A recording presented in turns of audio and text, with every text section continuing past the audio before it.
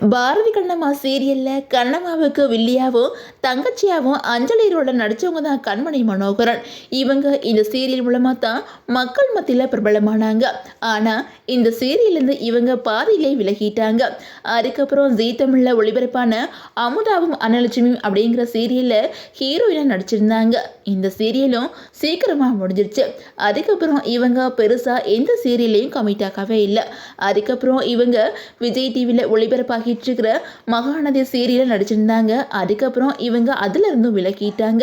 இதுக்கிடையில நடிகை கண்மணி Sun TV தொகுப்பாளர் அஸ்வத் அப்படிங்கிறவங்கள சில வருஷங்களா காதலிச்சு வந்திருக்கிறாங்க.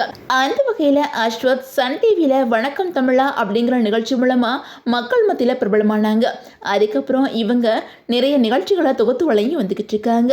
அதே நேரம் அஸ்வத் இன்ஸ்பெக்டர் ரிஷி அப்படிங்கிற வெப் சீரிஸில் நடிச்சிருக்கிறாங்க.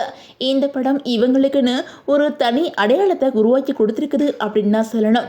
அதுக்கப்புறம் கண்மணி அஸ்வத் காதலிக்கு 2 வீட்டாரும் சம்மதம் தெரிவிச்சிட்டாங்க.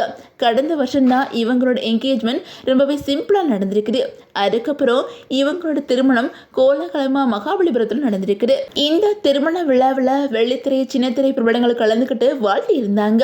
திருமணத்துக்கு அப்புறம் கண்மணி தன்னோட கணவர் அஸ்வத்துக்கு காரை பரிசாக கொடுத்திருந்தாங்க.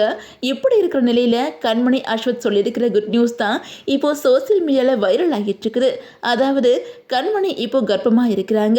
இதைத்தான் இவங்க 2 பேருமே இன்ஸ்டால சொல்லியிருக்கிறாங்க. இதுக்கு பலருமே தங்களோட வாழ்த்துக்கள் சொல்லி வந்துக்கிட்டு இருக்கிறாங்க.